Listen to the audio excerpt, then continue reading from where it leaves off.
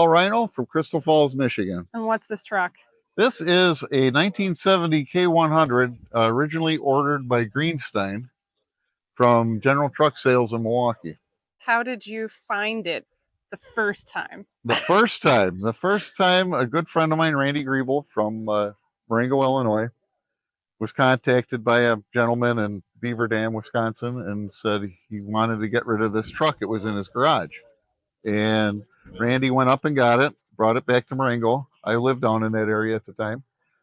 And I actually wanted to just buy the Perlux fog lights out of the bumper. And Randy said, why don't you buy the whole truck? And I said, well, you know, we made a deal.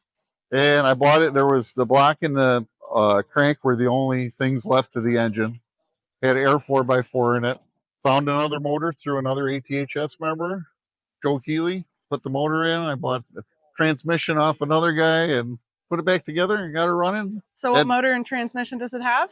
It's got an NTC 335 Cummins, and it's got a RTO 12513 Fuller in it. That you put in? Yeah, me and Scott Swanson, good friend of mine, we put the motor in, and I had a lot of help from a lot of people. I didn't just do this myself. When did you buy it? I bought it, the first time I bought it was 2006, and I had it till 2014, and I sold it, and I just bought it back last year. Oh, wow. So how did you find it the second time? I told the guy when I sold it to him, I said, if you're ever going to get rid of it again, please let me know first. And he came up to me at a meeting and he said, oh, I'm moving to Alabama and I need to get rid of it. So I said, oh, okay. So we cut a deal there and voila, I'm the owner again. And originally you said it was owned by? It was built for Greenstein. We have some green? Yeah, there's still some green underneath. This would have been green, white, and black, I believe these stripes would have been when it was. But the same paint scheme? Same paint scheme. Yep. This is a Kenworth Allegheny paint scheme. But they never reused it, or? We have no record of any of the Kimball brothers. I talked to them, and their father was leased to Greenstein, and they said, well, whose truck was it? I said, I don't know. I said, the only thing I know is the two previous owners before me. So did it work still, or was it was parked since 1975 in a barn or in a garage in Beaver Dam? So it doesn't really have many miles on? It just turned 402,000 on the way here. Still got the torsion bar suspension. These are some. I put those on. Did you make them? I had those made in Garden Prairie, Illinois. Pretty cool. Jack McCall Fabrication. Yeah, they're very good fenders. Very, very good fenders. He doesn't build anything light. So original kind of paint. Kind of paint, yeah. It's been repainted. I know Robert Hansen from Delavan, Wisconsin had it. I've got the original bill of sale when he sold it to Earl Klossner from Beaver Dam. I have the bill of sale and that was like 73 or 74. He sold it to him. Did you put these plates on it? These plates were on when I bought it. These two, I put that because I live in Michigan now. And Michigan has an antique vehicle plate deal where if you find a plate, you're vintage, you can put it on your vehicle, and that's you could register it under that plate. I think Ohio does that too, but I haven't found one for a commercial vehicle yet here. But it has a Wyoming plate from. Yeah, they had several plates on it. It had a piece of belting on it, mud flat down here, and it had all kind of plates just. Even though it didn't work very long. Even though it didn't work very long, still had the plates on it. 74, I think, was the last year. It's got that 75 Ohio sticker in the window. And I think it was poised to work. But the motor blew up and he didn't rebuild it. He took it apart but never finished it. And this here is from a little incident? That happened at Marengo there. Randy thought somebody might have turned around in there and backed into it and left. Hit and run.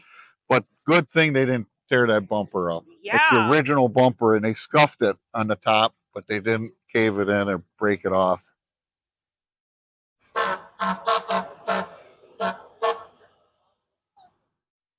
How about a peek inside? Sure. Anyway. Still got the original Splendor interiors, black and white seats in it. And you can tell it's older because of the handle being up high, Yes. right? Yep. That was, for the most part, 71 and earlier. 72, they started putting the paddle handles in. You can sure tell it wasn't abused. No, it really wasn't. The seat is starting to dry rot and crack the bottom section, and I talked to an upholsterer last weekend at a show, and she said, "Oh, I can fix that." Sure doesn't give you much padding. No, but it's really not an uncomfortable seat, even by today's standards. It looks like it belongs in a 60s sports car. Yeah, they were pretty popular. That was Kenworth's own seat. And the pedals aren't even worn. Yeah, that's what everybody looks at. That and the speedometer and tachometer needles. One's faded, but they're faded kind of equally, you know. I just climbed out of another K-100, and I feel like it has a larger opening here into the sleeper than my 352. Okay. It just seems a little bit more convenient. Yeah, it's not bad. It's not that a Cabover is convenient. Not that a Cabover is convenient, but they were in a day, you know. It's a little echoey in here. Yeah. Those are some basic visors too. Oh, they're very in good shape. I mean, I thought they would have had the padded ones in there by that time, but these were still old plexiglass. I handle them with kid gloves. I don't want to break them. Oh, right. It's pretty amazing that they're not even cracked. She must have a thing for Ken. I think so. 3 in a row. Yeah. The parking brake is green? What's this green parking brake? That is to release. So those are Williams air brake valves. They're not Bendix. They're not MGMs. They're Williams. And you have to push it in to exhaust the air for the parking brake for the tractor. Someone who watches this will probably correct me, but I'm pretty sure I've never seen one of those before. Not a green one. Yeah, okay. Yeah. Some of them got black ones in there like that, a black button for that. But. Or blue? Or was that something else? No, blue would, no. I like this dash. Isn't that neat? It's kind of like Kenworth's answer to the Peterbilt Corvette dash. Yeah. I don't know that I've seen one like that either. Yeah. Was this just a short, brief time period? You know, it wasn't long. I want to say they used that. This is a 70, built in August of 70. And I think they used that dash 67 was the first year of a lot of fiberglass and plastic in a Kenworth. And I think that might have been used from 67 to 70. What about this sticker here? Oh, yeah. Was that in it? That was in it when I got it. The guy that had ran it last, Earl Klossner from Beaver Dam, was leased to Diamond Transport out of Racine and hauled a lot of machinery and stuff. So I imagine they passed those out at a safety meeting or something. And your low air gauge still doing its job? Yeah, the wigwag is still doing its job. There are all sorts of stickers in here. Yeah. I know that you have at least one other cool old truck. Yeah, the one you drew, the BCR, the green, black, and white one. Do you have more than the two? I have pieces of two more, and I got a red R model that drove here several times. Oh, yeah. Yep. Yeah. Are you a truck driver? Retired.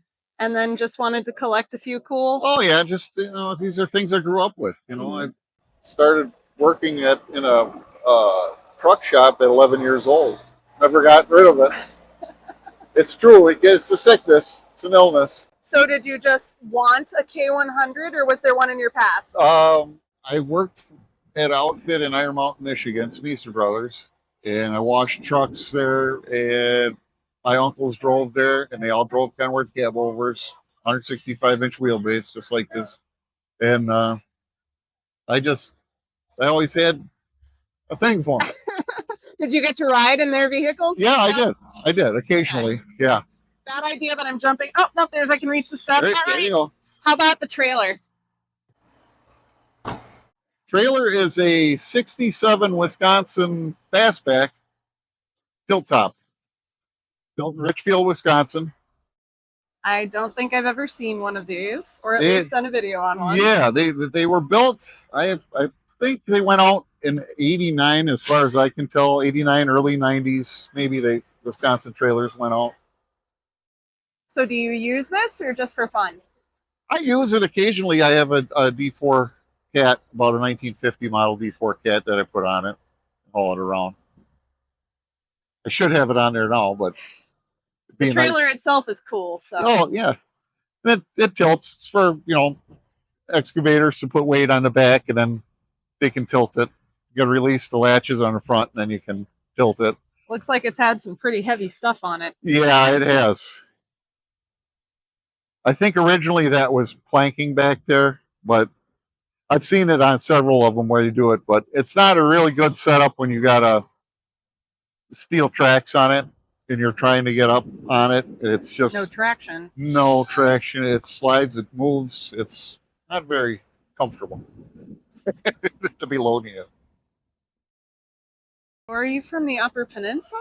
No. Yeah, Okay. I relocated up there. I graduated school there, but I'm originally from northern Illinois area. I just figured you weren't from the Mitten part to come No, over and around. No, I would. I mean, I've been coming to the show for years, so. It is a great show, and Yes, this is about it is. the perfect weather. It is. What did I just? Okay. It is. You can get snow here. I mean, we've had snow flurries. We've had 80 degrees, and today it's supposed to be around 80 degrees today. So. My first time here was in 2018, and it was so cold I had to go buy a jacket. And ever since, I went the next year and I bought a heated coat. I didn't know those existed until I came to Wisconsin. And Jim Swandrensky gave me his heated coat to wear. He's like 6'7" or something. It did not fit me. Bought my own, brought it, have never needed it since then. And I think this is my 5th or 6th time here. Sure. So you're welcome for the good weather. Oh, yeah, for sure. Thank you. Cool Kenworth mud flats here. Yeah. Yeah, the battery box cover. I used to have, when I worked, I used to have to wash these, and that's an older one. And is this the cab jack? That's the cab jack there. It's got the old logo too. And that's got the Greenstein paint on there, what's left of it. That looks really awkward to get to. This was, I think, around the last year they used that particular pump. It's not terrible.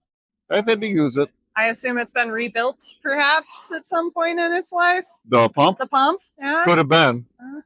Could have been. As someone who has a Cabover with a leaky cab jack at the time, at the moment. Right. Well, I'm glad you brought it. It's beautiful. Thank you.